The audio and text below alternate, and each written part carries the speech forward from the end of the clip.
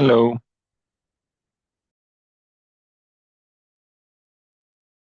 Right.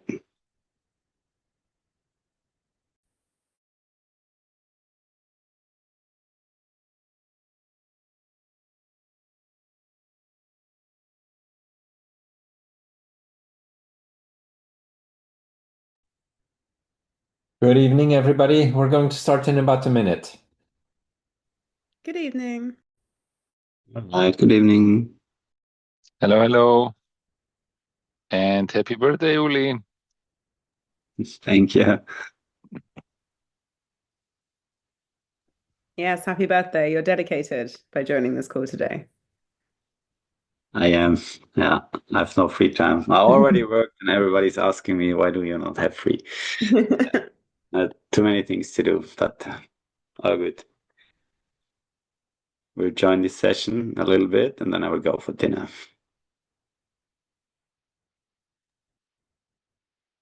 All right. Hello, everybody. Welcome to webinar number 3 of the problem solving for your final reports. So in short, we spent the first 2 webinars focused on phase 1 of our methodology, essentially project definition or problem definition. And with today's webinar, we're going to start the process of phase 2, which is basically building the roadmap for how to tackle our problem or how to deliver our project. You could call it also the methodology. So on this topic of methodology or building the roadmap, we're going to spend 3 webinars, today's and the next one and the one after. And I would probably say today's and the next one are probably going to be the most intellectually demanding or challenging of the whole webinar series. And yeah, so the reason we spend so much time on this particular phase is that it's arguably the one that has the most impact on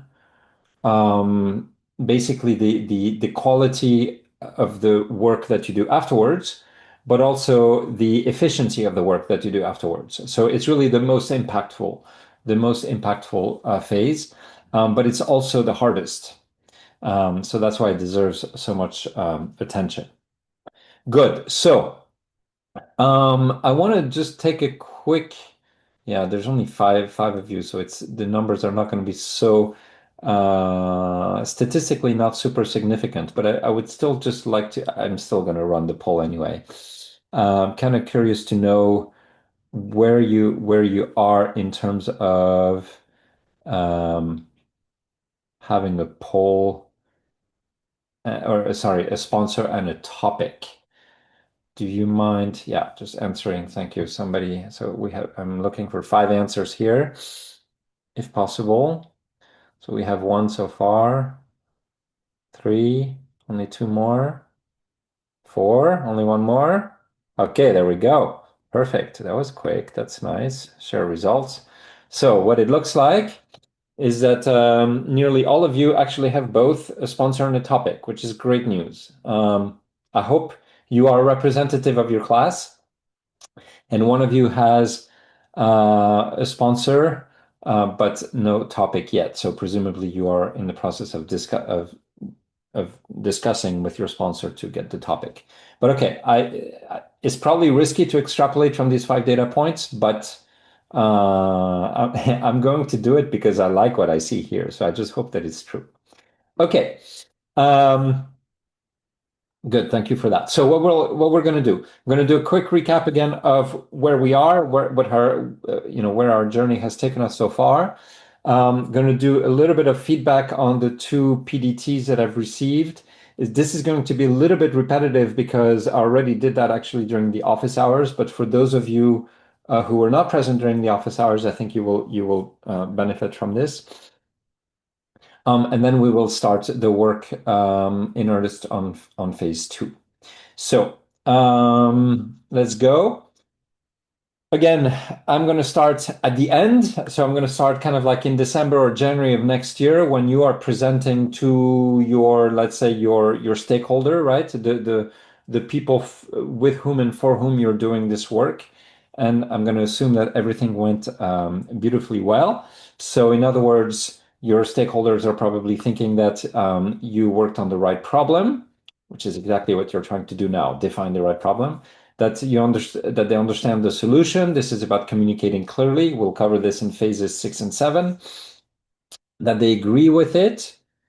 So this is really about phases 1, 2, 3, 4, 5, 6, and that they know how to implement it, right? So this is really where we want to be. Of course, ideally, like even more ideal, they plan to implement it, but that we don't have 100% influence over. Whereas the first 4, we do have a complete influence over. So in order to give ourselves a chance to get to this point, we use the structured problem-solving methodology, so the 7-phase methodology. And as discussed, this methodology, we really want to like apply it step by step because every step builds on the previous one. However, iterating might make sense depending on how things evolve for you. Again, I want to encourage you to involve your stakeholders every step along the way. It's the best way to ensure that you stay on track, that you create buy-in, right? That along the way, so that essentially you'll have buy-in by the time you reach the end. And that actually you end up with better solutions because I'm sure your stakeholders have a lot of valuable input. Yeah.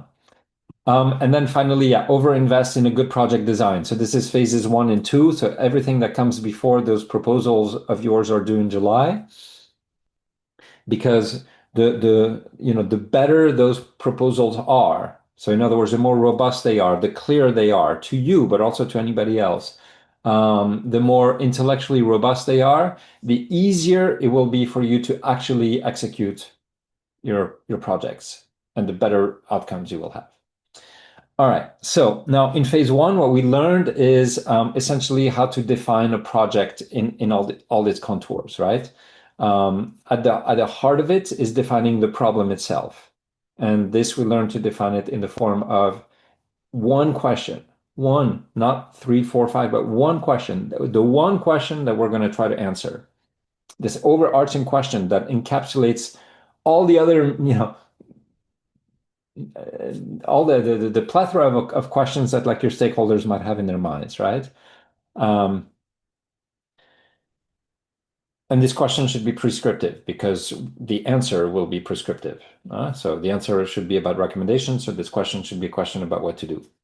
In order to highlight the importance of this question, a great tool is situation complication question, right? From the world of storytelling.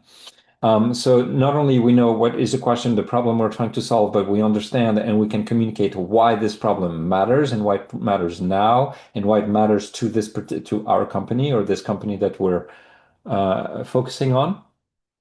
And then we can also describe, even though of course we don't know the answers, we can describe aspects of the answer.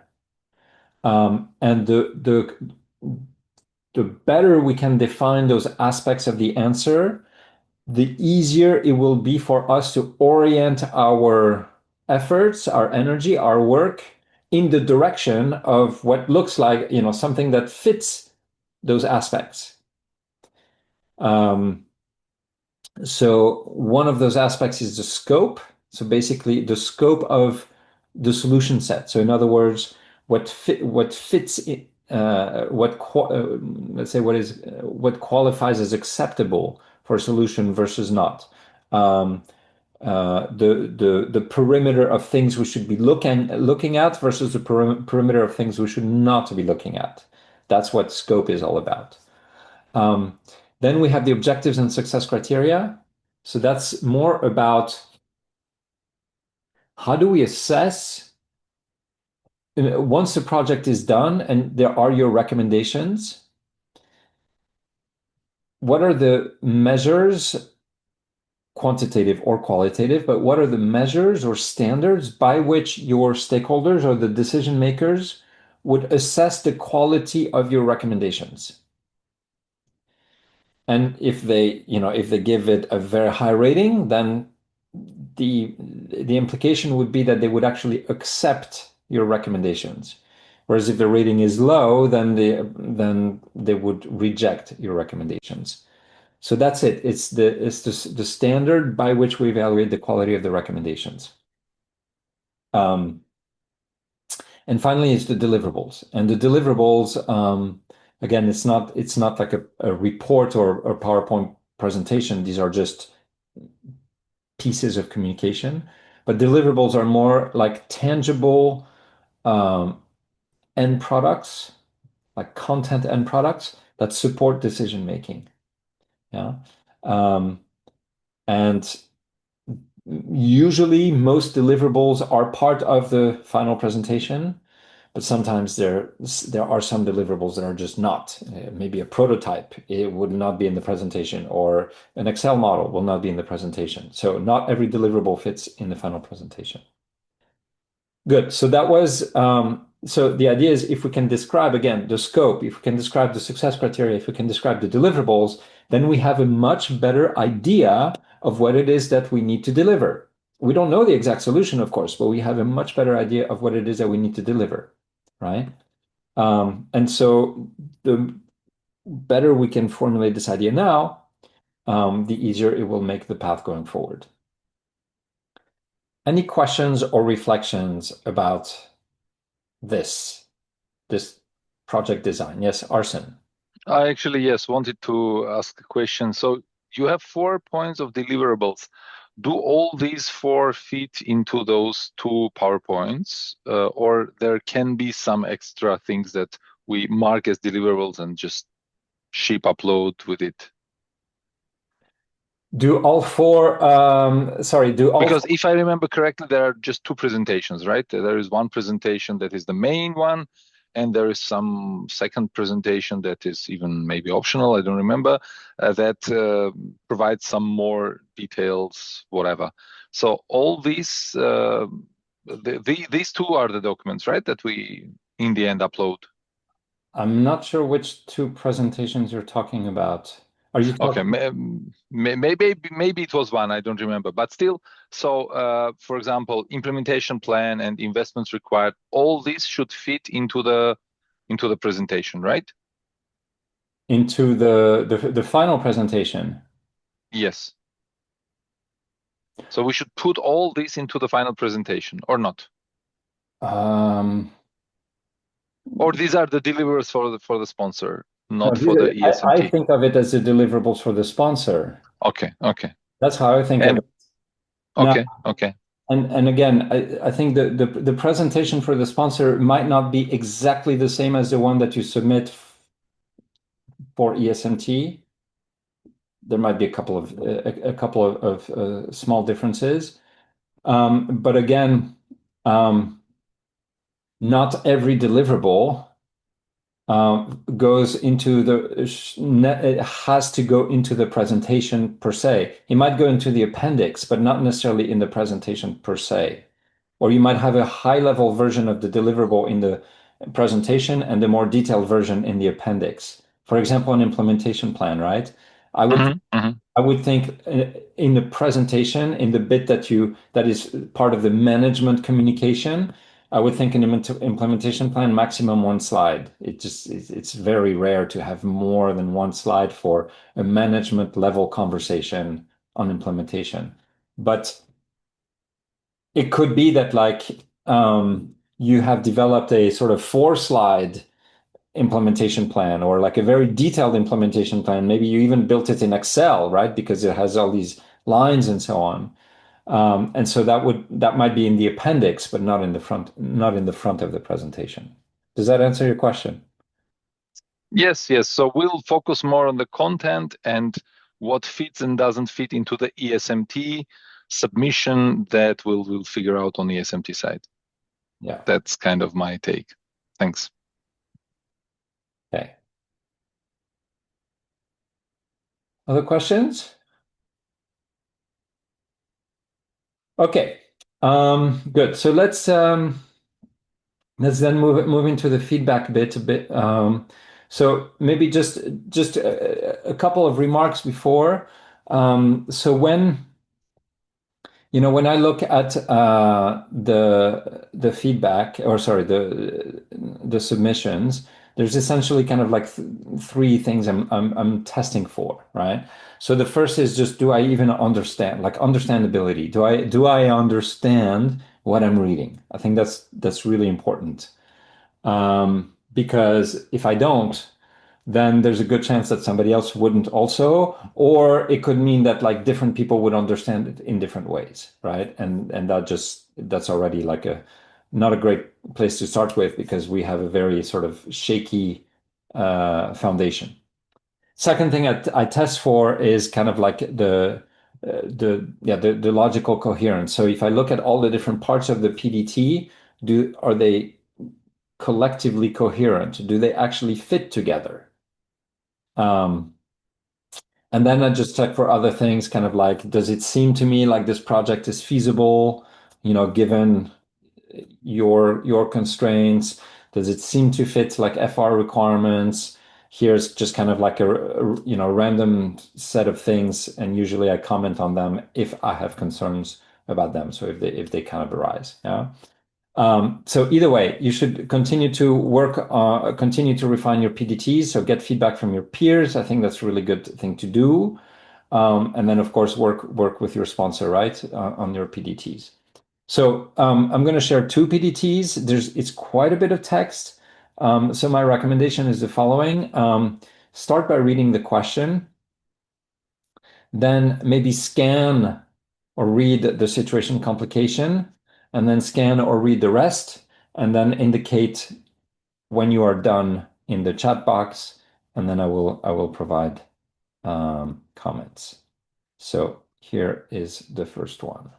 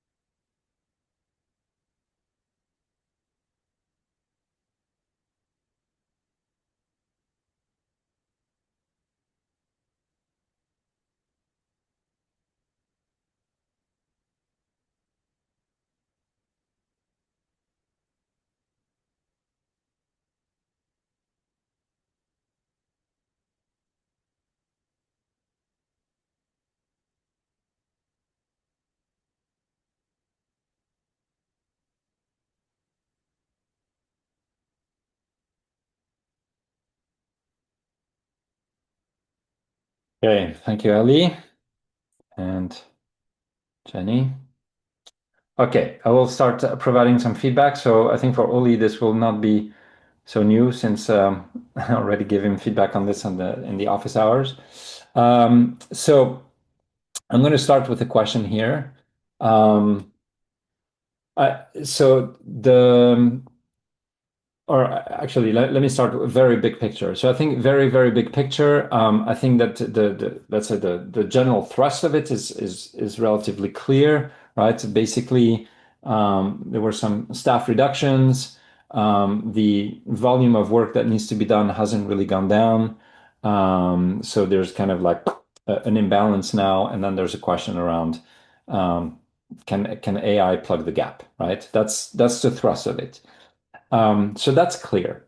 Now, the question right now, first of all, so there's two things that I would fix with the question. Number one is that there's actually two questions. And again, I think two questions just tends to make the problem less clear. So I would try to make it into a single question. And then the second thing is right now the question is more diagnostic. So in other words, it doesn't lead to action. The answer will be something like, yes, it's a feasible option, or no, it's not a feasible option. And here are the qualities of this option, but it doesn't tell you whether you should do it. Yeah. So because whether something simply being feasible is not enough of a reason to do something. If it's not feasible, it's enough of a reason not to do it. But if it's simply being feasible, it's not enough of a reason to do it. So anyway, I would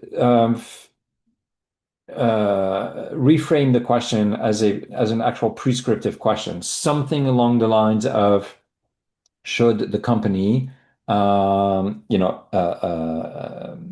adopt or implement AI to offset the imbalance between work required and existing capacity, or something like that. But so that's the first point.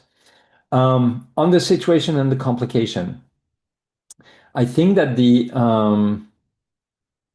there is an opportunity to probably restructure the situation and the complication. So in other words, right now, the situation is already talking about the imbalance between available capacity and demand for work. And so the complication is not really doing anything new other than providing more detail about this imbalance. So I would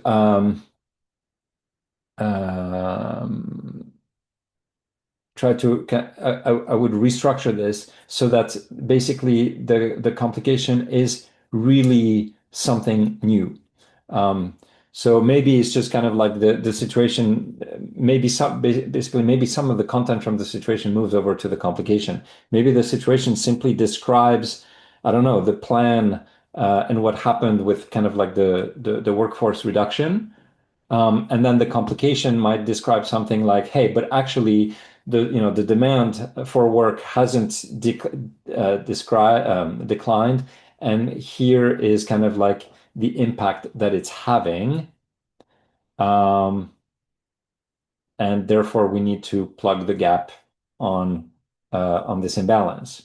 And one of the options we're considering is AI. That could be one of the ways to think about the SCQ.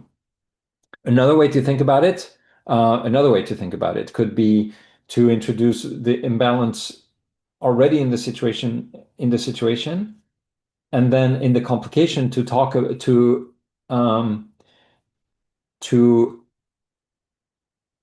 describe, essentially talk about the fact that AI is being considered, but describe why it's not a shoo-in. So in other words, why there are some things that make AI, outside in, right, very attractive, and at the same time raises a lot of concerns. Therefore, it's a very legitimate question, and it's not an easy question. That could be another way to do the SCQ. Moving on to the scope, I think the kinds of things that are in the scope here is really good. It's perfect. It's exactly the kinds of things that we want to see here. It basically describes, the scope, where we should be thinking about inputting solutions, or what the solutions should apply to. So I think that's very good. The objective success criteria. So I think here that's not quite the right kinds of things that are in there. Basically, what this looks like is these look a little bit more like deliverables.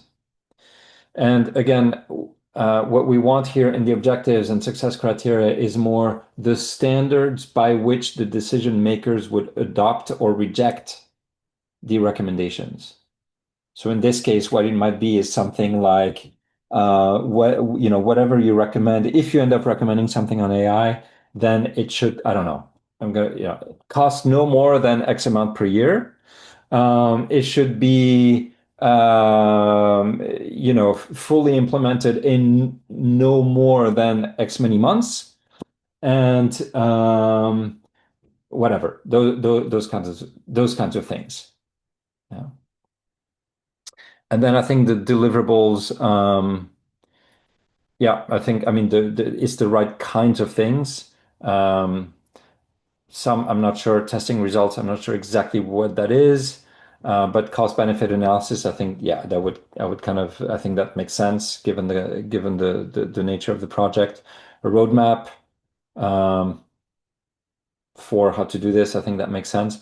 Prototype MVP, that might be a little bit ambitious for a final report. But okay. I mean, if you think that you can have a prototype MVP in place, why not? That could be very cool. But it's the right kinds of things in the deliverable.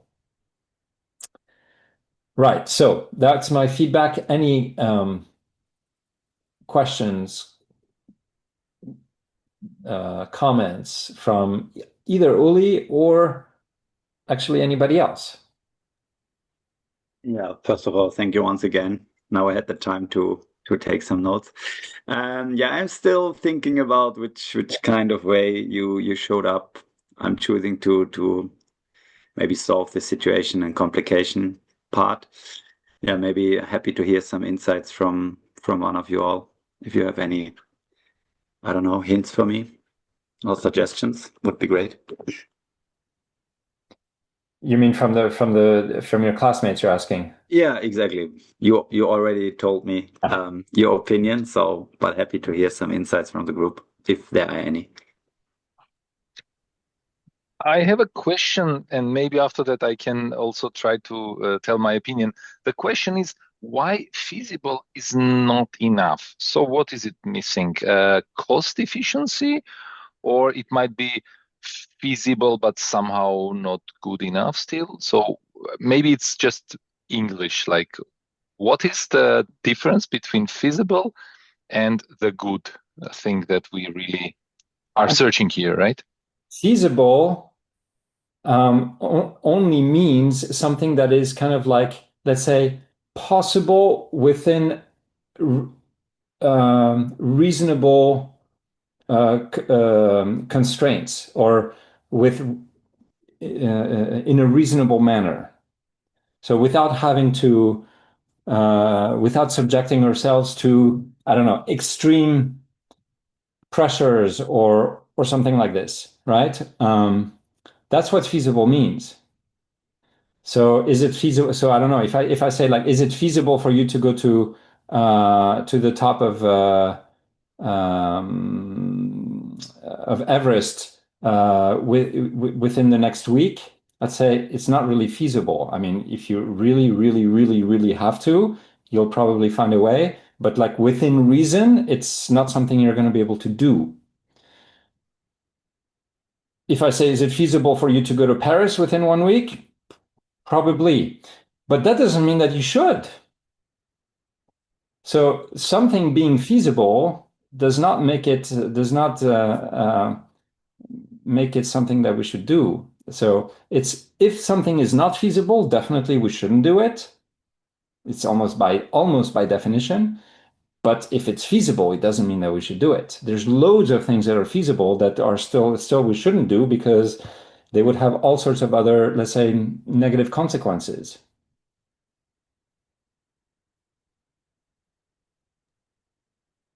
Okay. I treat it this way, that there is a proposal to use AI, and if there is a proposal and then it's feasible, missing is not much, only maybe cost efficiency, that it will fit into the other. But still, feasible might mean also the financial constraints, as you said. So feasible means within the current constraints. And if the financial constraints are taken into account and there is a proposal, I take it as a right amount of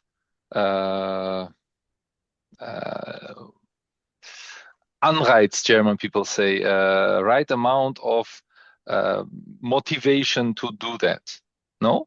Yeah, but it's still a little bit less than just phrasing it like, shall we do it? Like the missing action. And I'm totally agree. I mean, if it's feasible, then you also can go one step beyond and ask, shall we do it? So I'm fine with that to rephrase it. Now maybe it's just I'm with you a slight difference, but maybe it's an important difference. The one is more hypothetical, the other one is shall we do an action? And therefore I think that's a fair concern to rephrase it. Right. And I think that there's a lot more than just the financial considerations that go into a decision like this. I think that there's things like there's the ease of implementation. There's kind of like the risks associated with what if AI is wrong. So what might be the legal implications of this or other implications? There might be some IP issues. So there might be some ethical issues. I mean, there's a lot of considerations or criteria that go into a decision like this over and above the financials. And a lot of these criteria might, how to put this, the question of feasibility might not even be relevant for these considerations. Yeah, I wanted to touch on that as well. I think that the consideration piece, so it feels like an opportunity, right, to assess some of those barriers to entry. Because I just noticed a lot of it's focused on quality. And the discussions already happened on feasibility, but it could also be what are the considerations? Or to your point, Uli, how do you make it more action oriented? So it's less, could we in theory do it? It's rather, how would we do this if we wanted to do it? And the considerations or limitations, to your point, Nicholas, like the legal or the ethical ones could be part of the assessment somehow. Yeah. Good. Okay, I'm going to move on to the second one. So the second one is from Jenny. So here is actually Jenny, because the question is not yet settled. I think that all the other parts of the PDT, so the scope, et cetera, like how to put this, is very difficult to assess their fit. Right? Just so you know, I spoke to my sponsor in between our last conversations, and we've settled on question 2, which is the go-to-market strategy for Saudi Arabia. Okay, so then that is settled, and a lot of my answers were based on that. So, but I know several people on this call also already heard our office hours, so I'm fine if people don't want to hear this again. No, okay. So I mean, let's do this. So we'll just do the SCQ because I didn't include all the other stuff. But then, as Jenny said, right? So the question now is not 1, is not 3, but it's just number 2. Mm-hmm. So again, everybody, just read this. There's quite a lot, but I suggest start with reading the question, and then I would say scan the situation, the complication. Let me know when you're done, and I will provide some feedback. And yeah.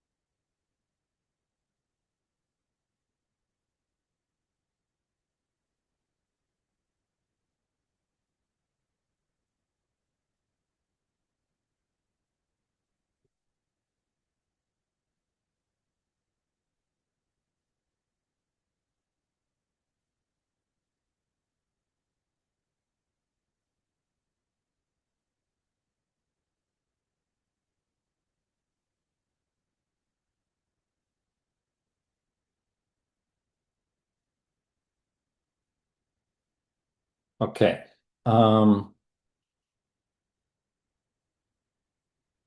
So let me start with the question. I think the question is it's hard to imagine a clearer question.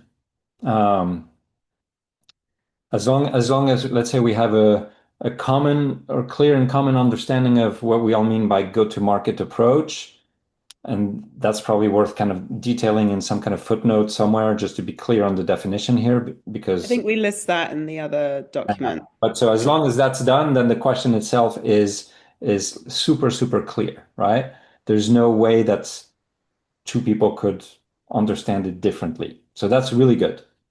Now, I think that the situation and the complication, which I think you developed before this question, no longer necessarily fit it quite well, because um,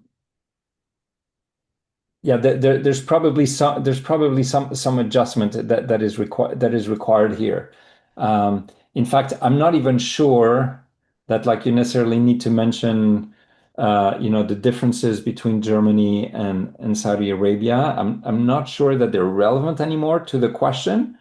I think my sense is that the situation and the complication just need to focus um,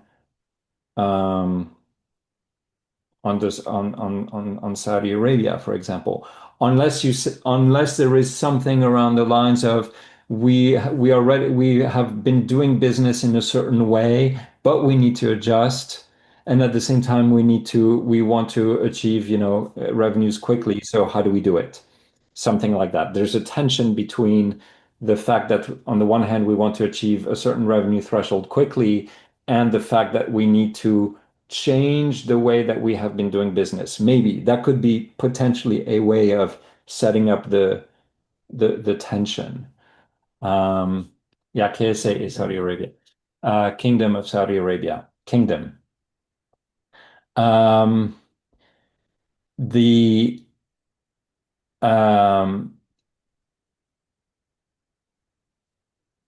More generally, I would think like you could think of like the let's say the why for this question around why is it so important to achieve this revenue threshold by this time? So why does that matter, and why is it not, and why is it difficult?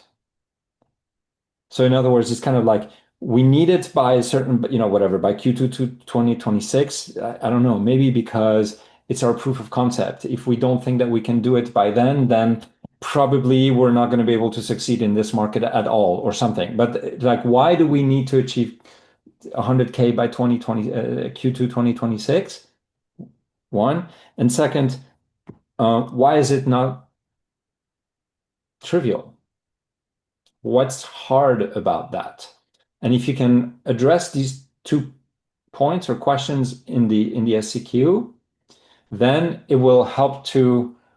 Then I think it'll be that much clearer why the question that you're asking is a really important question that merits attention.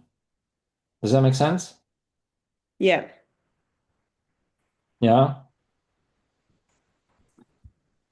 And I think the elements I included in the 2-pager I submitted in terms of the go-to-market strategy, I mentioned in there that the pricing part is really important, and the customer mix is really important as part of the assessment of how you get to the 100K. So there's several elements I think I've put in the longer, that's also in the success criteria and deliverables that's not on here. But there's elements there that I've started to think about with my sponsor of what is that 100K based on? What are the decisions that get you there? Yeah. Mm-hmm. Is it the case that you are trying to say that 100K feels like almost random? Is this it came from my sponsor, Arsen. So I think it was a little bit random, but she wanted to start with a number. But it's a good provocation to say, hey, Let's Yeah, have because why let's why not realize it. 200K? Because 100K Yeah, I is just mean, like one full-time job, good paid salary to some extent in IT startup world. So why is it enough? yeah. So 200K sounds more solid. So again, back to my topic, then I would say I want to achieve, I don't know, 600 bottles of wine sold per month by May 2026. Is it, how do I figure out this number, first of all, as a sponsor? And how then I justify this? Because as I understand, Nicholas, is like, it should be clear that it's challenging enough, but also achievable, right? Yeah, for sure. I mean, it needs to be achievable, but it should be a challenging number for sure. It should be a Yeah, challenging. I will challenge back on the number, but I think she wanted a starting point to assess, you know, a number to work backwards from. But I know what you mean. I also don't think that there's real rationale behind that number. So I would think that, like, how to put it. So I don't know. I mean, if 100K involves kind of like basically making like 3 contracts, right? Hmm. I'm not sure that like 100K is a good number to go for. It's an interesting question because the reoccurring revenue piece is about the subscription model.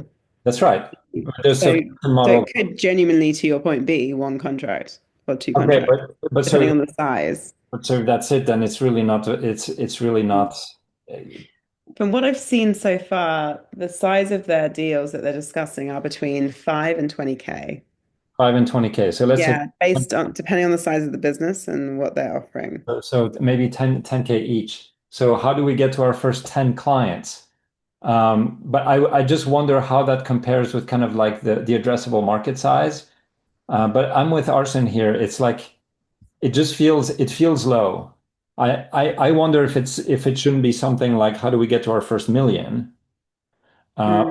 or 500,000, and where basically like um, where the number requires you to have achieved something on a sort of like let's say sales and marketing operations on on some kind of industrial level as opposed to simply garage level. Yeah.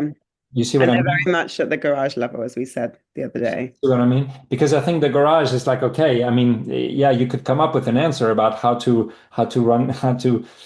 run the first bits of your garage operation, but I don't know if how useful that is versus kind of like, all right, here's the processes, the structured processes that you want in place, the channels that you want to have developed, et cetera, in order to get yourself to a place where you can reach that run rate of whatever, half a mil.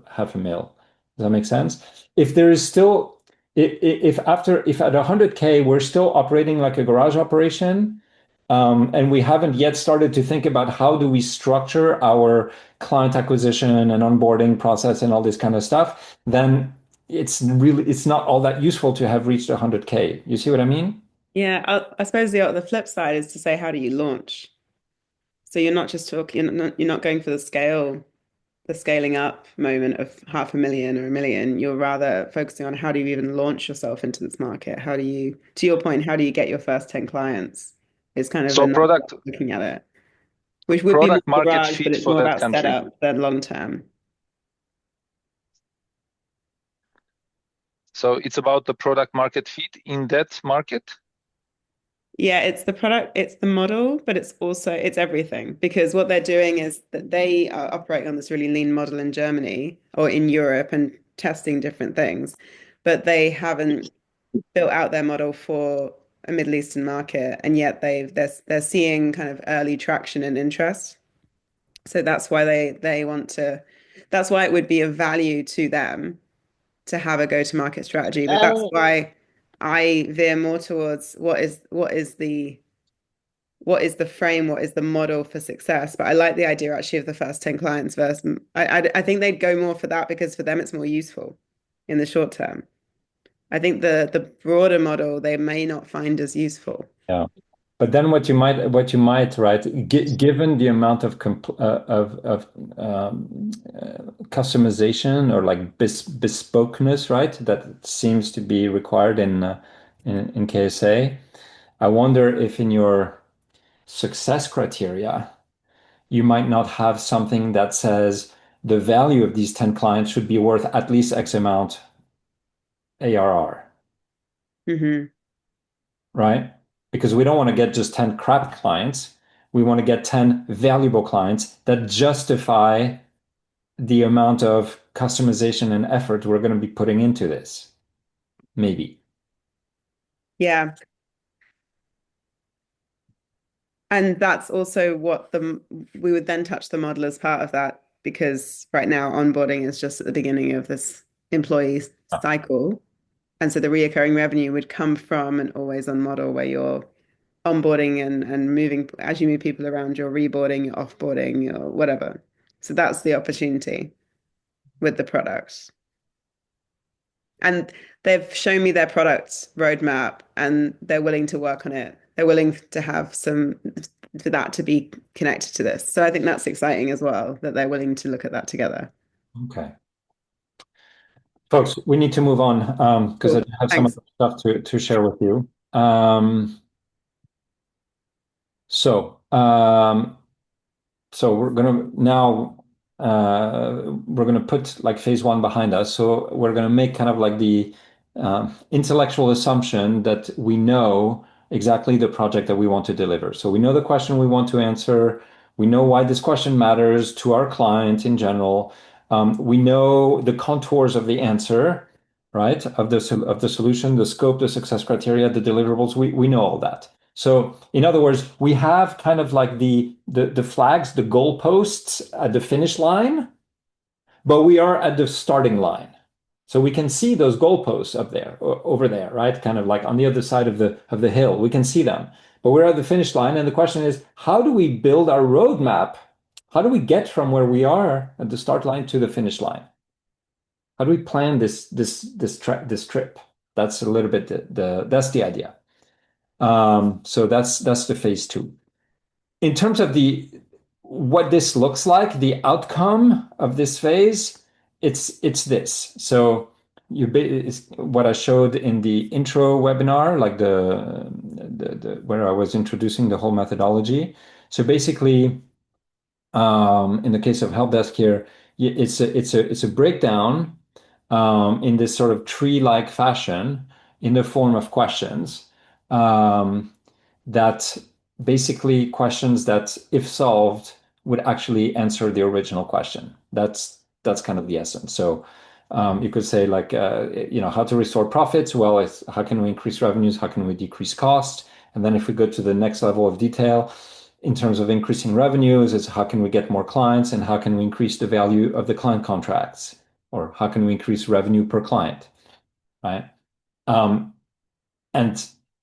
answering these questions on the right-hand side basically becomes now our new task. That's the roadmap. Yeah? So what I'm going to do, if you think about the metaphor, I'm going to use a metaphor of like an IKEA wardrobe. What I'm going to do today is I'm going to describe to you what an IKEA wardrobe is and what a great wardrobe is, right? So I'm going to describe to you what we really want to try to produce with these roadmaps. And then in the next webinar, I will show you techniques for how to do that. Yeah. But first, I want to just be clear about what it is that we're trying to get to with a roadmap, or with a methodology, if you want to call it that, or the approach to solve the problem. Whatever, there's many ways we can call this. Let me first start with an example of what is really not a good roadmap, but is something that is very common, like something that you typically see.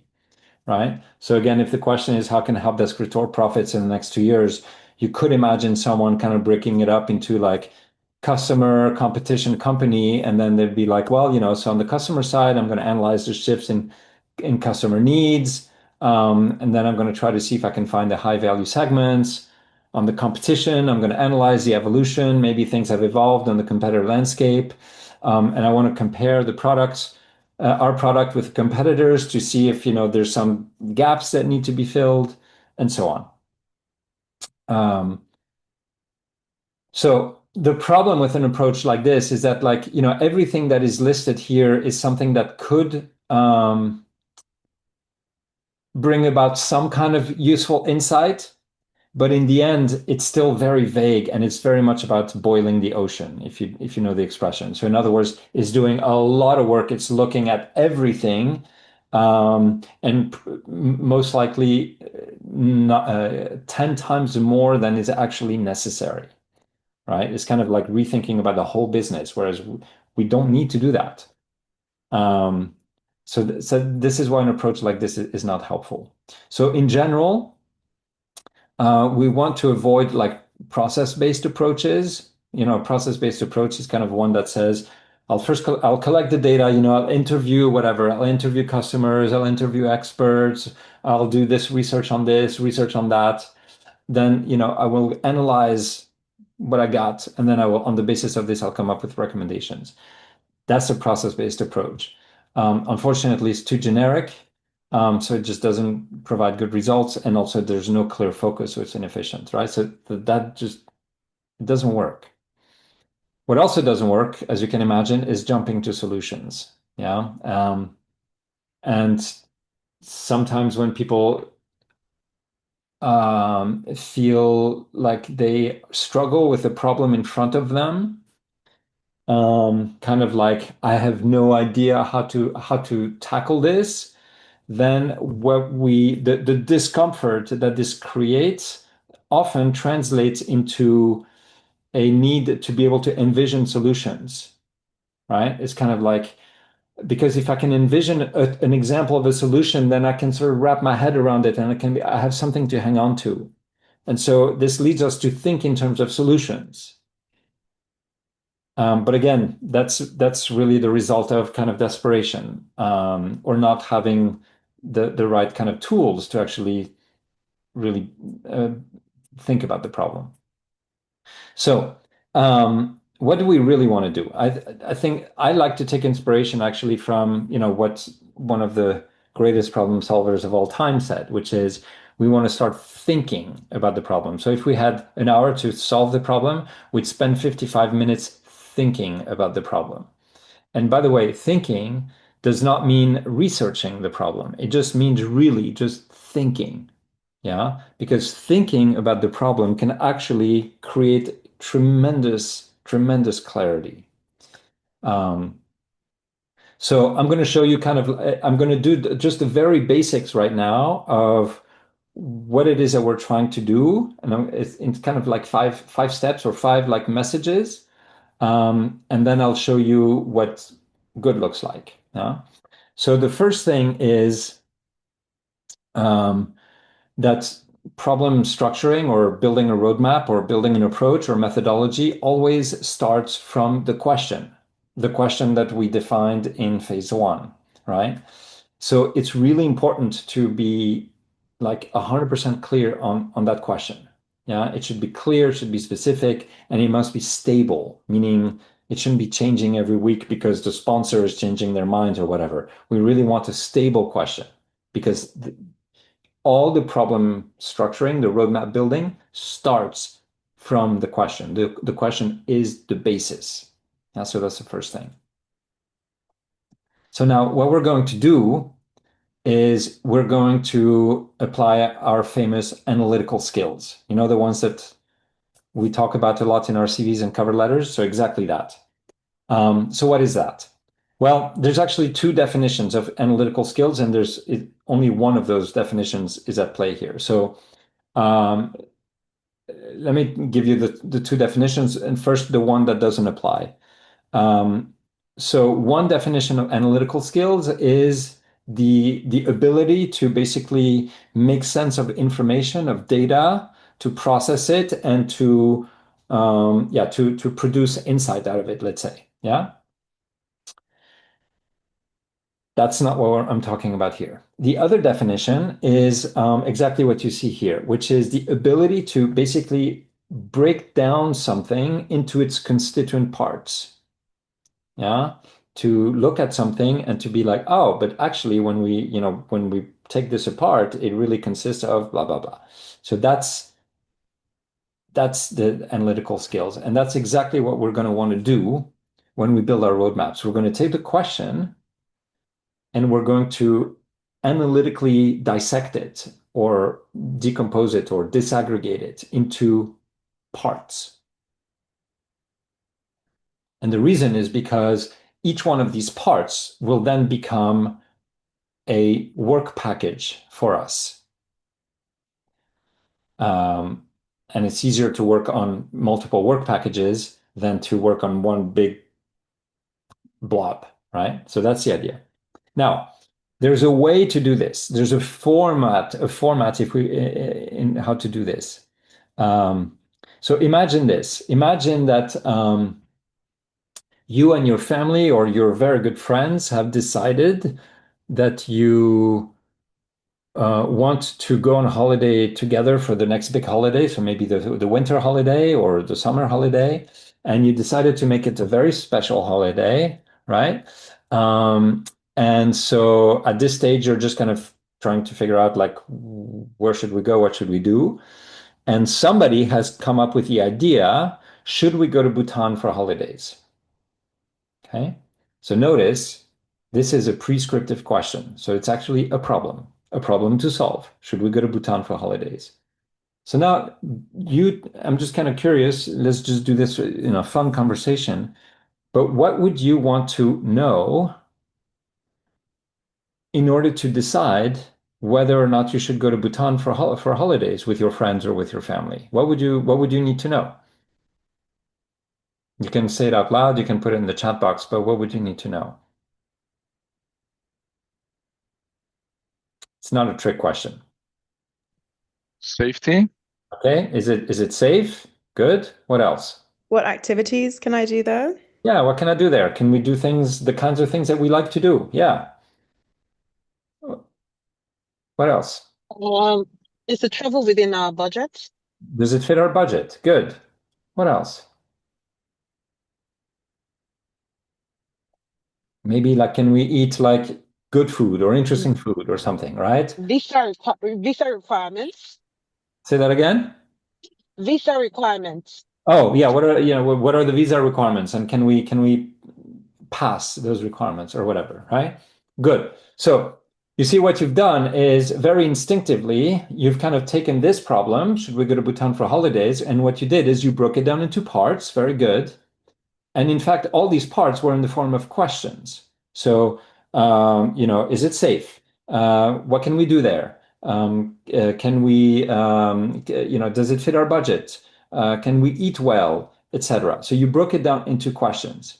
And each of these questions, now, the next thing to do is to try to solve those questions and get answers to those questions. And once you have the answers to those questions, you will have enough information to decide whether or not you should go to Bhutan for holidays.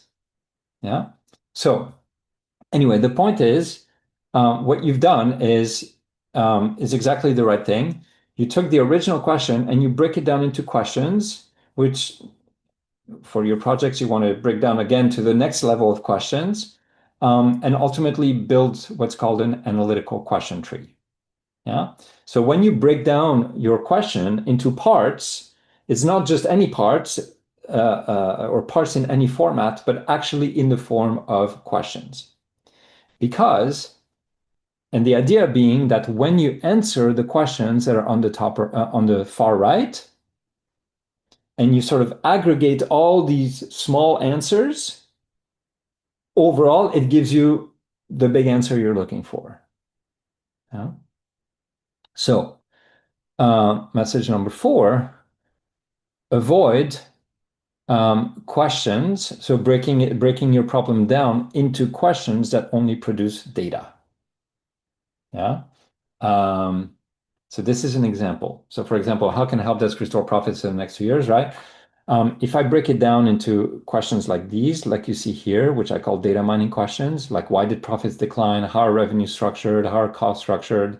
Basically, the answers to all these questions, what they give you is just kind of like data, data, data, data, data, data, data, data, data. And then you have loads and loads and loads of data, but you don't have the answer to your question. Yeah, so we want to be very careful about this. Avoid data mining questions. So let me show you just really the very, very, very foundations of how you can build a question tree that doesn't produce data mining questions, but actually produces the kinds of questions that we're looking for. Let's start with our question, right? How can Helpdesk restore profits in the next 2 years? So this is a how-to question. How to achieve a goal. So in this case, how to restore profits in the next 2 years. So when you have a how-to question, there's kind of like 3 micro steps you want to take. So the first thing is you want to isolate the core inside the question. So in other words, the core of the question, the essence of the question. What would you say is the essence of the question here, or the core? Like the word or words that like are the heart and soul of the question.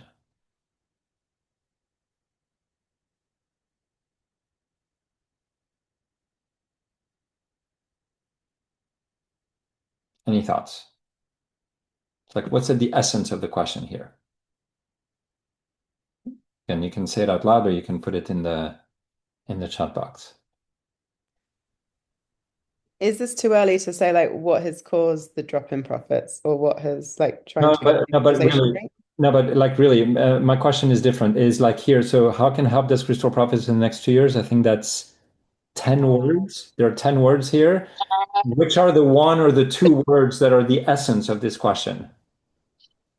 I would say the restoring of a profit and the timeline. So restore profits. Yes, restore profits.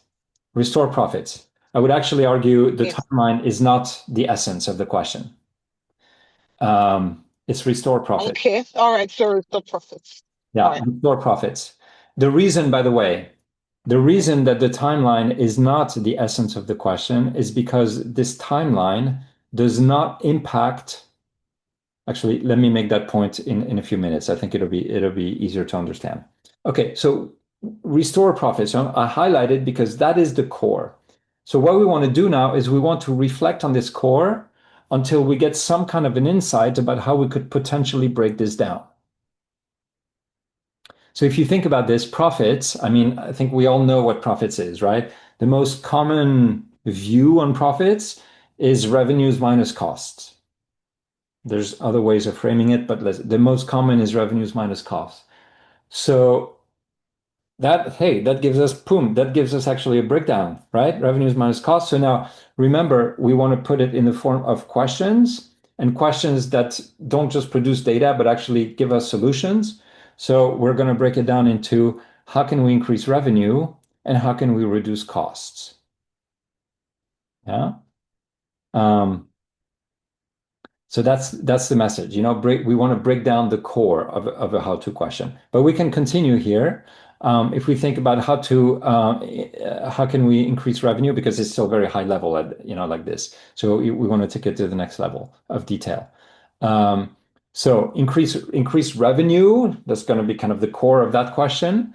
So if we reflect on revenue at Helpdesk, that comes from, I mean, where does it come from? Well, it comes from the clients of Helpdesk who pay us money. Duh, but meaningful. So one way we could break it down is by saying, all right, we could increase revenue by getting more clients or getting more money per client. So we could increase it, we could frame it like this. How can we increase the number of clients? How can we increase the revenue per client? Now, if we go on the costs, say, how can we reduce costs? Again, we reflect on the costs at Helpdesk. And yeah, we could frame it in terms of fixed and variable. You can always do that. But actually, what's often more insightful is to structure the cost to mirror the operational setup of the company. Usually, that's how costs are structured, or often, right? So if we think about how a help desk is structured, right, they have a call center that tries to solve problems, like client problems. And when this call center can't solve the problems, they pass the problem onto the dispatch unit. And then there's headquarters. So we could break it down like this. How can we reduce the call center costs? How can we reduce the dispatch costs? And how can we reduce the overhead costs? Okay, so I'm just going to go to the next slide, but it's exactly the same breakdown. So what is cool about this? Why is this a great roadmap?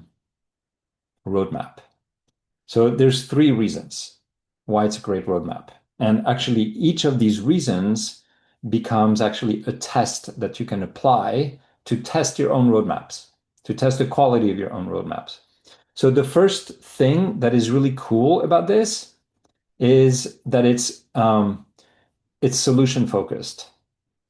So in other words, it's just like what I was describing with the Bhutan example, right? If I answer these questions that are on the level 2 of the breakdown, so on the far right, answering any one of those questions well, getting a good answer to that question will give me a partial answer or a part of the answer to my original question, to the bigger question, right? So if I find good ways to get more clients, that will help to increase my profits. If I find good ways to increase the revenue per client, that will help to increase my profits, and so on and so forth. Right? So that's test number 1. This is one of the things that makes this really cool. It's very focused, efficient. Second thing, there are no overlaps between the boxes here. So in other words, it's a very clean breakdown. There's no, right? And the fact that there's no overlaps basically means that like each of these boxes is a work package. And since there are no overlaps, these are work packages that are discrete one from another. And it creates clarity, right? Because when there's overlap, it just kind of creates confusion, right? So, and there's also no gaps. So in other words, there is nothing that I've actually forgotten in my breakdown. You might not be 100% convinced about that, but I can tell you there's nothing I have forgotten. So I have no gaps and I have no overlaps. Basically, this is called MISI, mutually exclusive and collectively exhaustive, meaning it's logically very robust. Yeah, there's nothing missing, and it's just a very clean breakdown. And then the third thing that's cool is that like it actually makes very good business sense. It's simple, it's elegant, this breakdown, right? It's intuitive, it's easy to understand. And the reason for this is because it actually fits the context of help desk really well.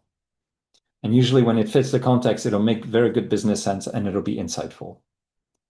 So that's what's cool about a roadmap like this.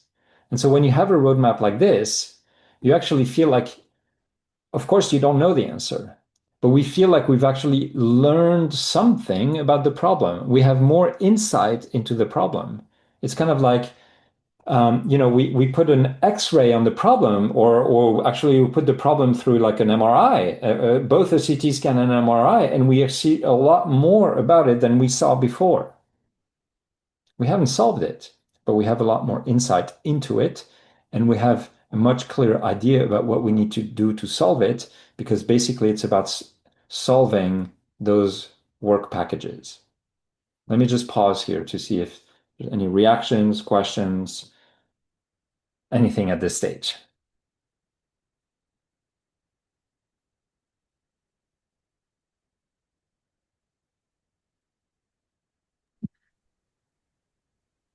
Okay. I actually have a question about the previous slide. So you mentioned that also Einstein was thinking 55 minutes about the problem, and also you suggest to have the problems that are not data mining problems.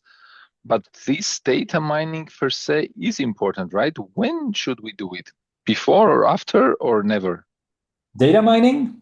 Well, Yes. data mining, I would actually say you should probably never do it. Okay.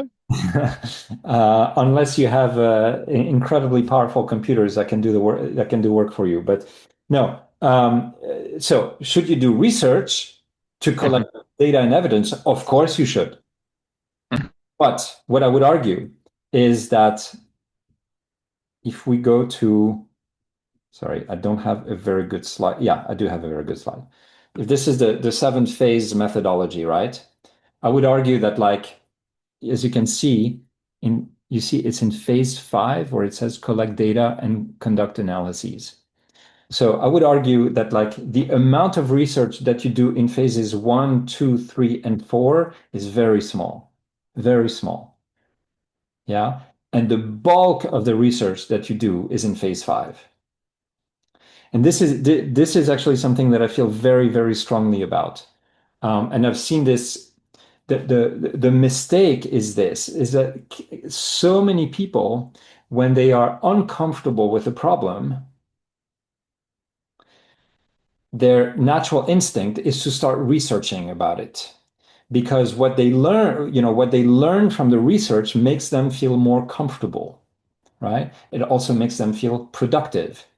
But so the act of researching about the problem when you're uncomfortable is really just it's kind of an act of survival. It's an emotional reaction, but it's actually not it's not a rational thing to do. As in, like, if you think hard, cold calculating, that's not what actually helps, because you just end up researching in a sort of unstructured kind of stochastic manner without a clear plan of what you're looking for. And you can't tell the difference between something that you find that is really meaningful versus something that looks interesting but is actually not meaningful. You can't tell that difference because you don't have enough insight into the problem, right? So you can't discern. So if it looks kind of important to you, you just kind of hang on to it, again, because you're probably a little bit desperate. So you hang on to it, and then you hang on to all the things that, like, seem like they would be relevant. And God knows that there's a lot of things that seem relevant. And then suddenly you realize, oh, shoot, I only have like 2 weeks left to prepare my report. And now it becomes a scramble to sort of somehow make sense of all these seemingly relevant things that you've collected. That's the classic road, let's say, path that people follow when they are on big projects and they don't have good problem solving tools. So you see this so many times, for example, in master theses. You see this with teams of consultants, like at companies at consulting firms where they don't really have good problem solving methodologies. You see this in corporate projects where no one in the team really has access to very good tools. And you also see this actually in the good consulting firms, not in the whole team, but usually, like, sometimes you'll have one consultant who somehow is sort of panicked, is forgetting to use all these tools that they learned, and they're not asking for help. And then they're just, getting bogged down in the research until at some point somebody realizes, whoa, whoa, whoa, whoa, what's going on here? So anyway, long answer to your question, but really, So later. Yeah, later. Research now, except in very small doses for very specific purposes, is like moving sands. It'll just suck you in, suck you in, suck you in, and until you suffocate. Sorry for the grim metaphor, but yeah. Let me go back to where we were. Other questions.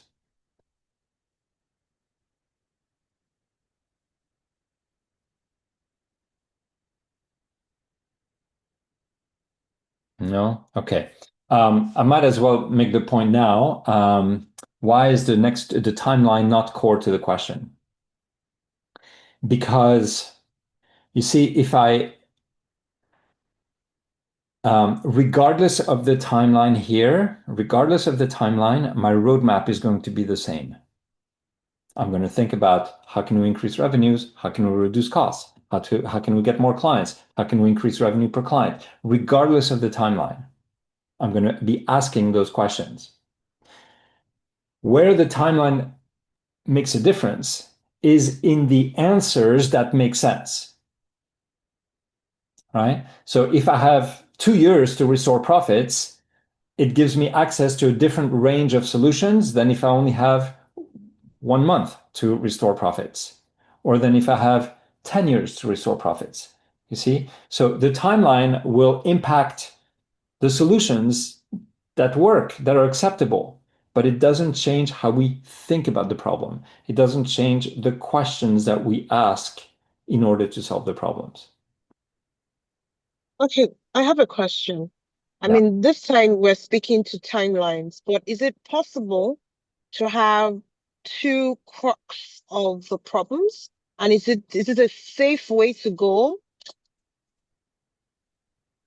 You mean 2 cores in the Yeah, question?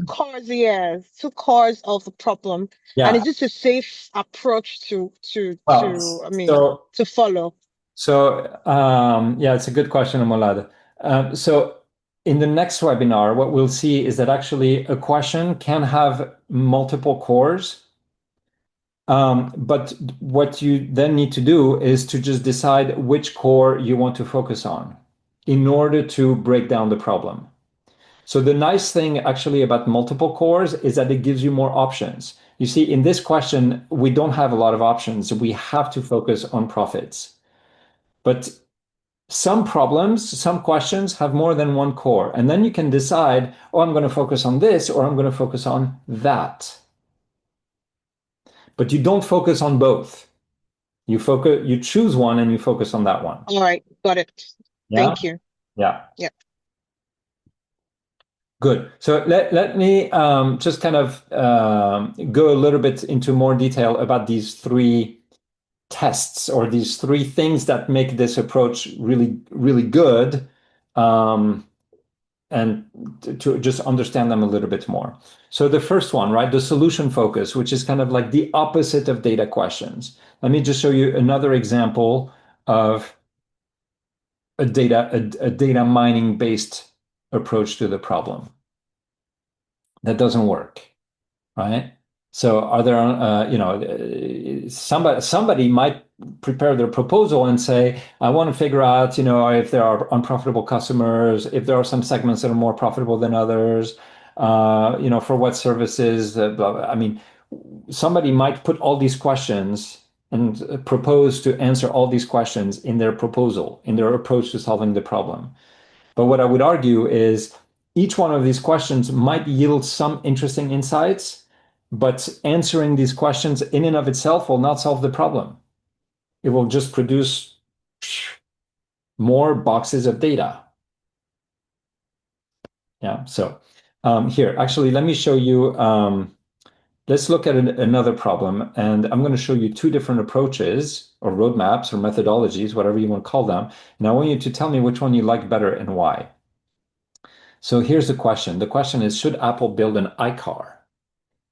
And actually, let's imagine this, right? Let's imagine that you're an EVP at Apple and you've tasked 2 teams with the exact same problem because you want to get, more than one answer.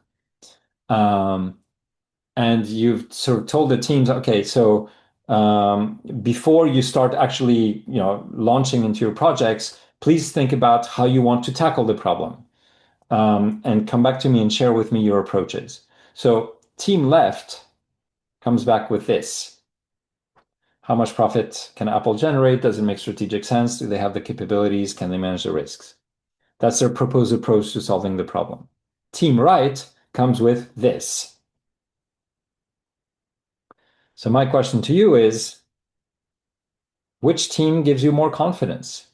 Which team's approach you think will work better? and why? So you can again write in the chat box, or you can say it out loud. Are you? I mean, in my company, we do the one on the right. To be honest. We jump straight to the analysis. Arson says left, but he doesn't know why. I would say left. So say, for instance, you said analyze potential customers. I mean, that will probably give you a range of customers that you can pick from. But if you say how much profits can they generate, it just kind of fixates you on a particular it kind of brings these customers to a level where you can work with in terms of, or can they actually, I don't know, it brings you closer to your, I don't want to say closer to your analysis, but it gives you a point to that kind of gives a better analysis of if they can afford your iCars. If your iCars would generate the right kind of profits, right? I'm just thinking in my head. I mean, potential customers may give you a wide range, but how much profit can they generate? I'm assuming that the day in this question is the iCar, right? Can the cars generate?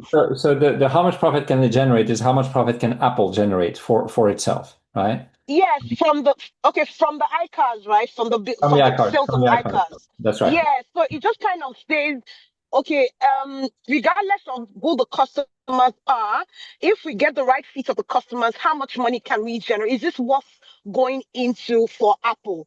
Exactly. Whether the customers are there or not. I feel like it kind of gives Apple more bases, and it will also contain, in a way, the customer count, in a way, because that is actually what will influence the generation of the profits. I'm just thinking. I feel like, it gives a better pointer, That's right. the question. That's right. So basically, the questions on the left, if you get good answers that you can defend to the questions on the left, it gives you what you need to answer the original question. So in other words, let's assume, right? Let's assume that the answer to how much profit can they generate is 500 billion. Then all of a sudden you're like, this iCar thing kind of starting to look like a really interesting idea.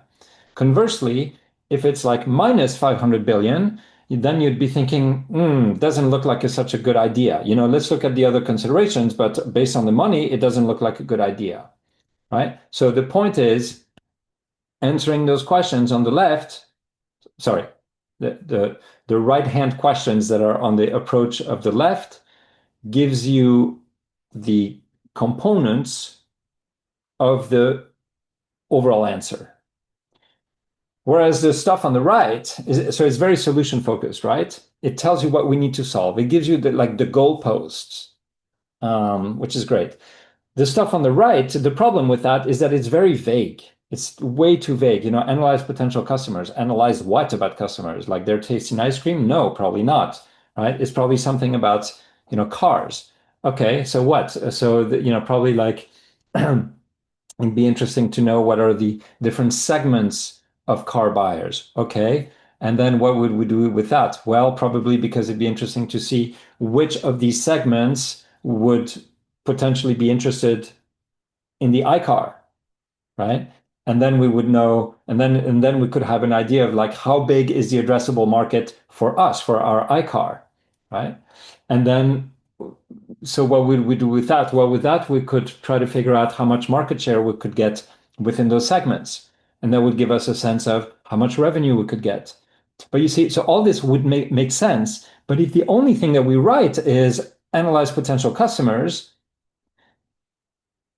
it means one of two things. Either the person who writes this has actually there's no further thinking besides that, so they really just don't know what they want to do, or they actually know exactly what they want to do, but they just didn't put it down on paper. So as it looks, the approach on the right is basically just a data mining approach that kind of has no clear direction and just ends up doing a lot of work for very little result. Does that make sense? My impression is also that the right-hand side would work better if they already decided that they would build it, and now they want to figure out the best way. Then they need to understand, of course, still the customer landscape and the competition and the capabilities. But the decision is already made, and now you want to understand which environment you will navigate in. Well, I mean, the thing is, I think in order to decide whether you want to launch this iCar, you will need to analyze the customers, the competition, the capabilities. So I'm not saying you shouldn't do these things. The only thing I'm saying is that if you present this as your approach, like that's my approach to solving the problem, it's just that it's so vague. Like the idea of analyzing customers is so vague that like we can't have the confidence that we know that like that you know what you actually want to do. Okay, but it doesn't mean, I mean, Okay. It's I think I get the point that it's about analyzing is too broad, because analyzing can be kind of everything, but it doesn't mean that linking to understanding customers and competition and internal capabilities is per se wrong, because actually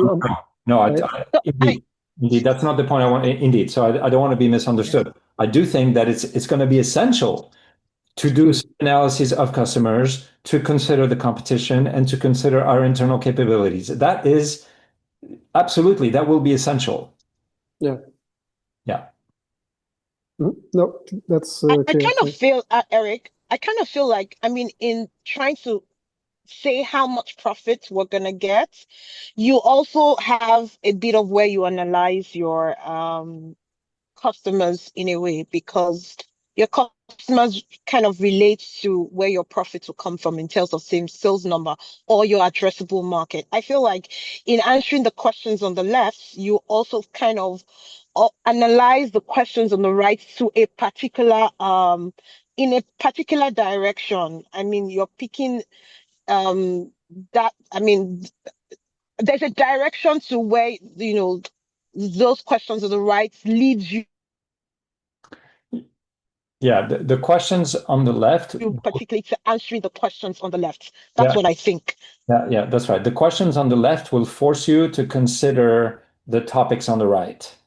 You're going to have to think about customers and competition in order to solve the profit question. You will have to think about, again, customers and competition to consider whether it makes strategic sense, and so on. So the stuff on the left forces you to tap into the stuff on the right. But the thing is, again, the stuff on the left, it means you have a very clear idea of what you want to solve. Whereas if the only thing that you present is the stuff on the right, then it's not, right? Here, another way to frame this is that the stuff on the left is where I want to end up, and the stuff on the right is what I will do. But if the only thing that I describe is what I will do without describing where I want to end up, it doesn't seem, that's not helpful. Yeah. Okay. Let's talk a little bit about the concept of MICE. So mutually exclusive, collectively exhaustive. This is about really just having clean thinking without overlap. So just a few questions for you here. I'm going to show you a few breakdowns, and you just need to tell me if they're logical, right? So if we wanted to break down the week like this, would you say that this is kind of like a logical way of breaking down the week? Yes. Yeah. Sure. Why not? Yeah. Whoop. Okay. Yeah, exactly. Right. So no objection. Okay. What if I break down the week like this?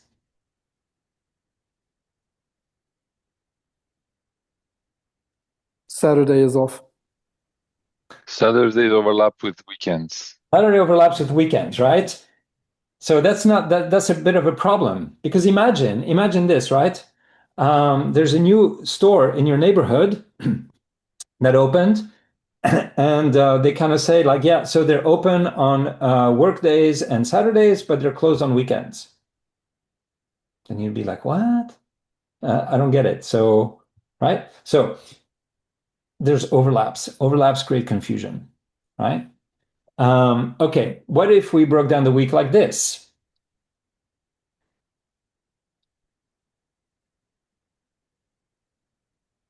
There's a gap.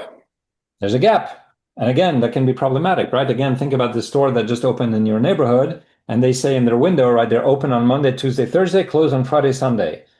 And then you'd be like, well, so what about Wednesday and Saturday? What's going on those days, right? So again, gaps can create confusion, and it just shows, incomplete, poor thinking. So MISI, mutually exclusive, collectively exhaustive, basically covers all the issues cleanly.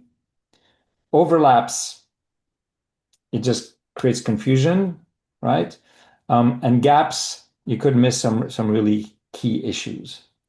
So we really want to cover things cleanly. If I were to use a metaphor, I would say our thinking, right, is a little bit like our bedroom. Either it's messy or it's messy. Yeah. And people will have a much easier time understanding us if we're being messy and following us if we're being messy. But also, we're going to make lives a lot easier for ourselves if we're being messy rather than being messy. Yeah. Let me just dig a little bit more into this notion of messy, like how, in order to give you kind of the clues for how to avoid overlaps. Because you can always check for things at the level of the symptom, but if you actually understand the root cause of like overlap thinking, then it's easier to never repeat it, right? You can inoculate yourself. So here, let's imagine that this is a bunch of students. Like imagine your class, right? Your class. So I've decided to kind of break you up into groups. And I'm still hesitating how to break you up into groups. So I'm considering different options. One option is to break you up into men and women. Another one into short and tall. Another one into wealthy, middle class, and poor. Another one into urban and men. And another one into short, white, and poor. So now, I think you'll probably quickly agree with me that A, B, and C, they all work, right? I could break you up into men and women. I could break you up into short and tall, as long as we have a, let's say, definition of what means short and tall. I could break you up into wealthy, middle class, poor. All this is eminently workable. And I can just take any one of you and put you in one of those groups. But then if I just use urban and men, I'm going to have a problem, aren't I? I'm going to have quite a few problems, in fact, because there's going to be some men who are urban, and then it's like, which group do I put them in? And then I'm going to have gaps also, like, what about the women who are not urban? Where do I put them? Right? And same thing for E. So what's the difference between ABC on the one hand and D and E on the other? In terms of thinking, anybody have any idea what the difference is in terms of thinking?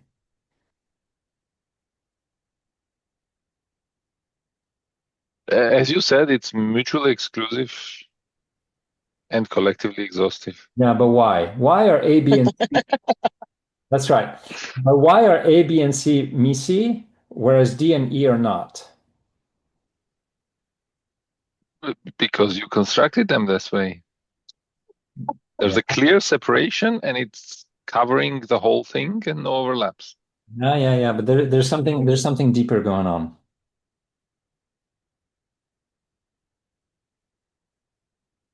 It's descriptive? Yeah. No, it's all of, I don't know. So here, if I say men and women, what is that? Men and women, it's? I mean, two genders? It's gender. Exactly. It's gender. Short and tall, what is that? Height. Height, right? Wealthy, middle class, and poor, that's like a social strata. Some stations. Let's say wealth level, right? So in the case of A, B, and C, there's always just one dimension: gender, height, wealth level. But in D and E, I have 2 dimensions. In E, I have 3 dimensions. And this is it. When you try to break something up into its parts using more than one dimension, you're going to create overlaps and most likely gaps as well. That's the issue. So but you could still do the combination of those, right? Like short men, short women, tall men, tall women. So it will be 4, but it will still be fully covered and no overlaps. That's right. But then what I would say is, if you then think about, let me try to illustrate this on.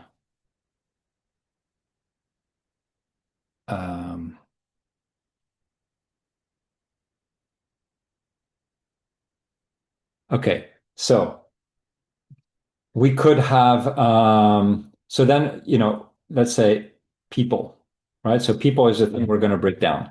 Oh, I don't know. Let me just make this a little bit bigger so that you can. Okay, can you guys read this, or is that people? Let me use caps, Trump style. This way, you really can't miss it. Okay, so we could indeed do what you say, Arsene. So we could say like short man. Sorry, hold on. Let me put that here. And then short women. And then tall men and tall women. You could do that. But you could also do it differently. You could also do it like this. Whoops, sorry. So people, and then you could say short, tall. And then at the next level, you say men, women, and men, women. Now, both are technically correct. But the only thing I would say is, if you try to build the one on the left, it's usually just harder, and there's more risk of making mistakes because you're trying to play with 2 dimensions all at the same time.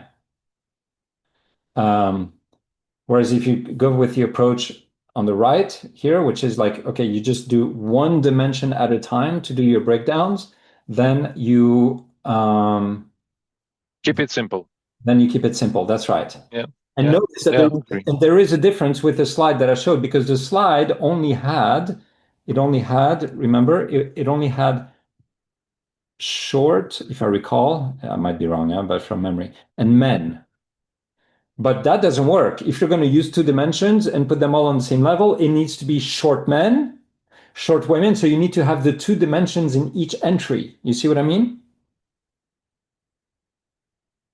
So. Yeah, it's clear. Okay, good. So I know we're getting very technical here. It might not feel like we're talking about business anymore, but we are. I'm just going to bring you back. But the only, what is happening here? Where did my, there we go. Share. There we go. So this is what I wanted to illustrate. I just wanted to get down deep into what is the nature, like if we get down to the nature of thinking like logically in a structured manner, like what's down there, so that you can understand and avoid situations of creating overlaps. And because overlaps are really not your friend. Overlaps will create confusion for you and other people, and it will make your work confusing for you. And when I share the techniques next week with you to break down questions, then this whole notion of dimension here that I just showed you, like how to think in terms of dimensions, will become tremendously helpful. And it'll be just a game of kind of figuring out like, okay, what is the core that I want to focus on in this word? And what is the dimension that I'm going to apply to this core? And what is the technique? And then you can just do like amazing breakdowns. But okay, so Let me just make one more illustration of this point here. If we go back to our help desk breakdown or roadmap, you notice that there's no overlaps here. So one of the nice things here is that like actually, each item on the right is a discrete work package. By the way, if you were in a team, you could assign each work package to a different person and they would not be stepping on each other's toes. Another reason to keep things messy in group projects.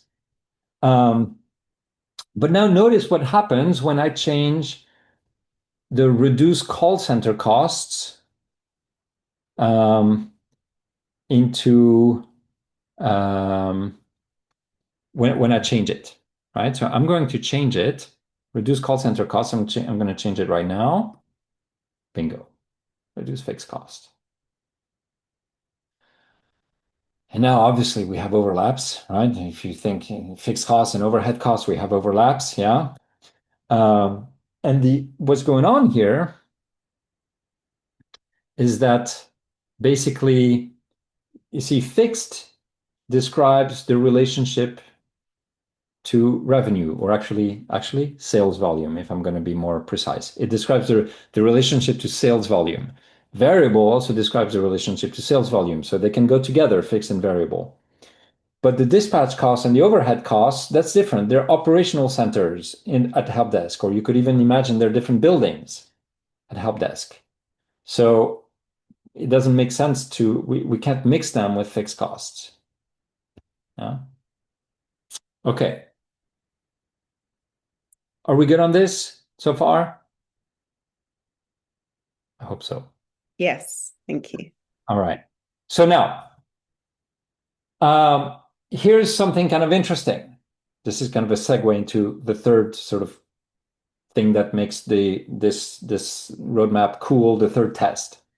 So something interesting is the following, is that you can actually, there's infinitely many ways, like literally infinitely many ways that you can break down a question that pass the solution focus test and the MISI test.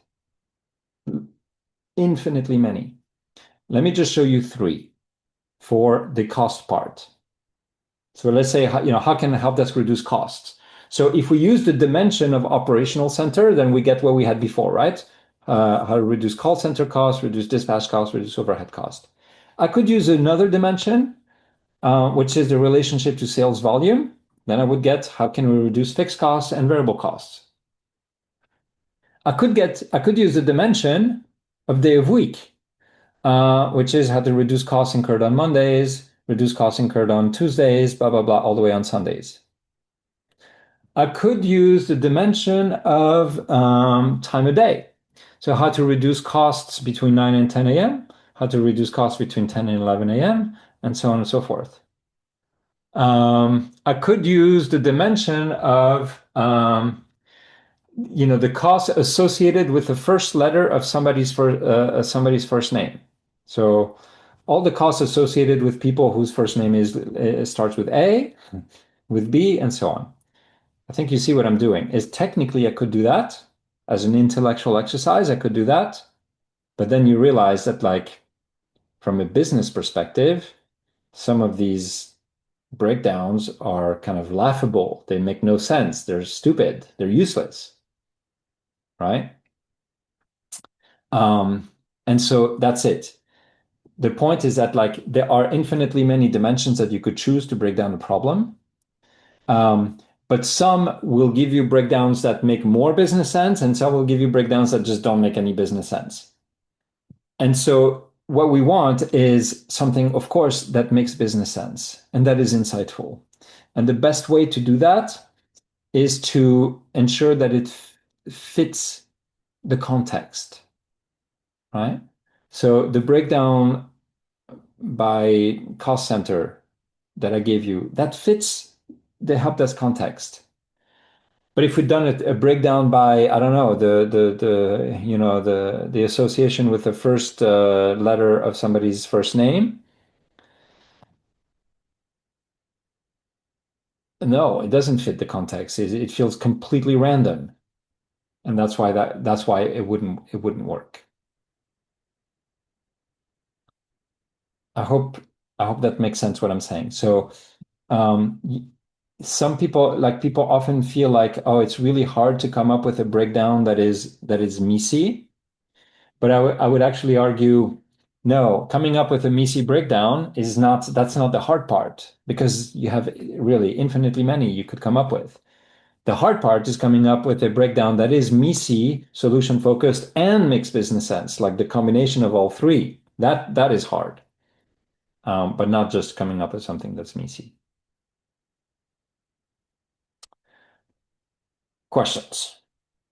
That's kind of what I wanted to really just here. I just wanted to, again, go into a little bit more detail about the three things that make this roadmap very, very strong, and which are also basically the tests that we can use to assess our roadmap.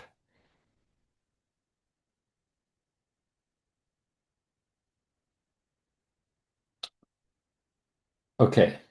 In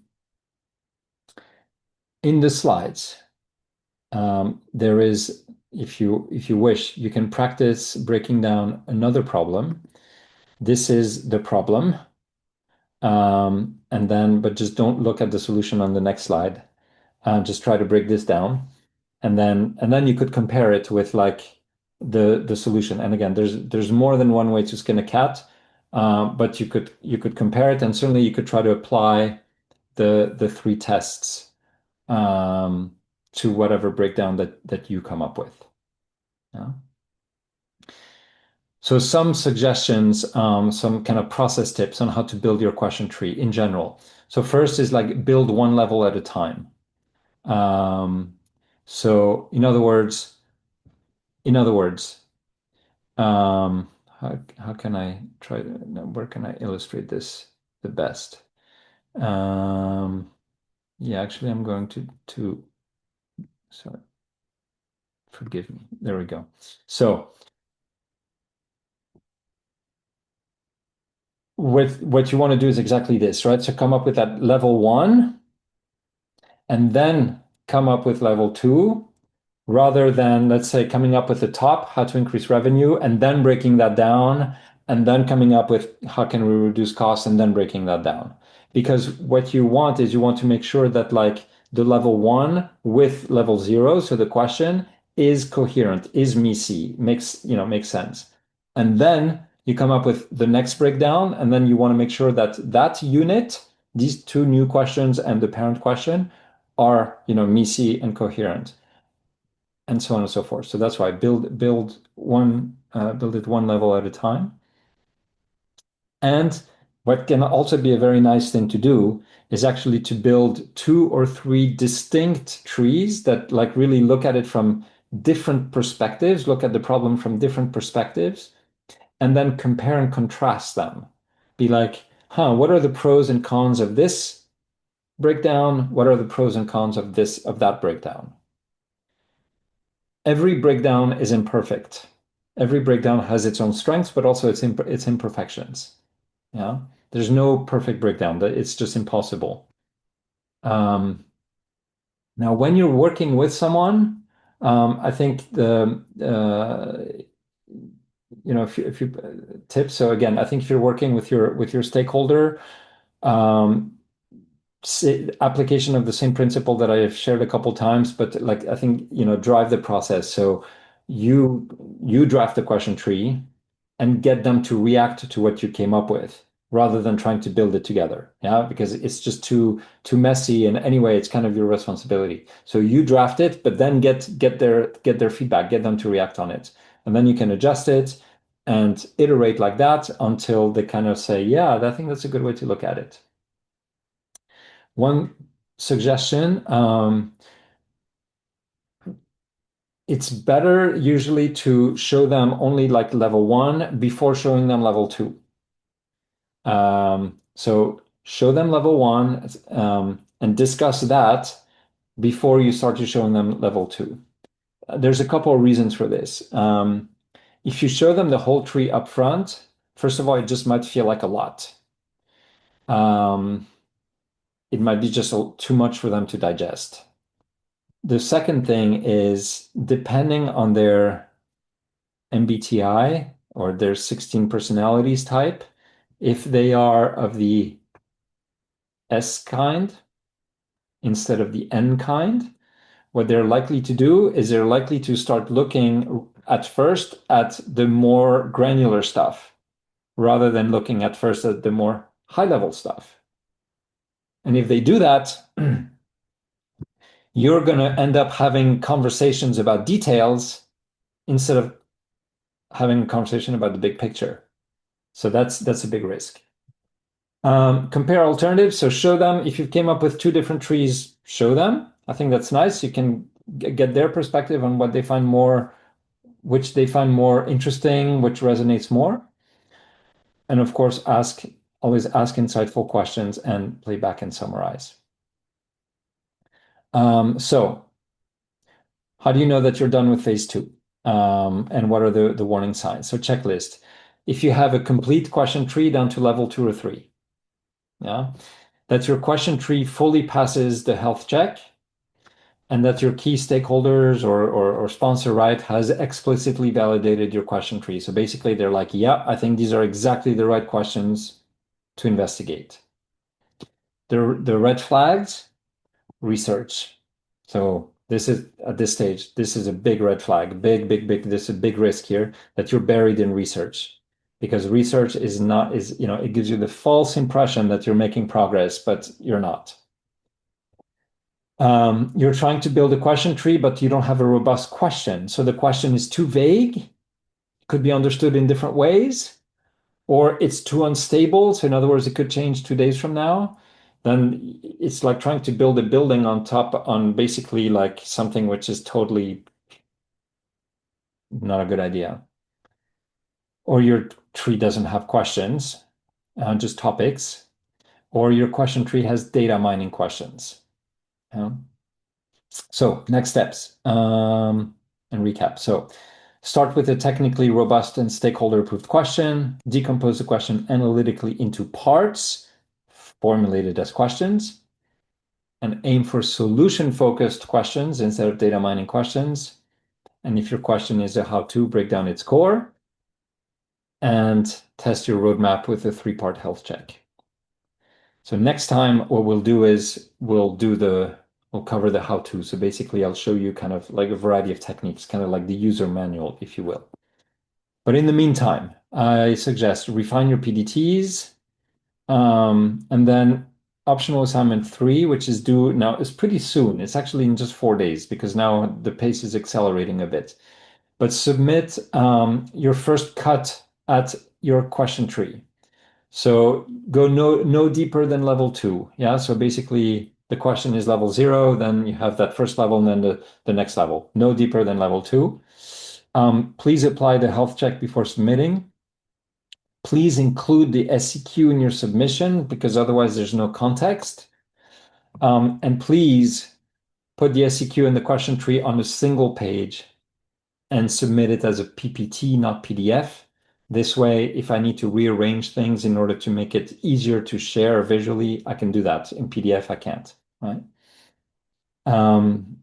And 3 days after that, so basically a week from today, we'll have webinar number 4. So I'll give feedback on the question trees that you've submitted. And I will share with you the techniques. So that's what I had for you today. Any questions?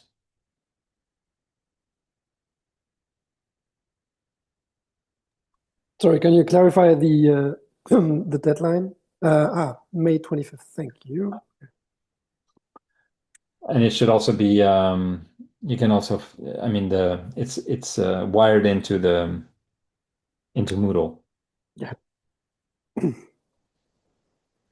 Good stuff, everybody. Then I think that was quite a bit of intellectual content for you to digest. So I think my suggestion is you should finish work, no more work for today.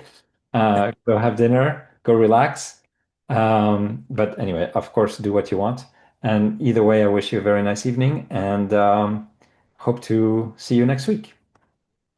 Good night, everybody. Thank you. Thanks Bye. a lot. Have a Thank nice you. evening. Bye bye. Good night. Thank you.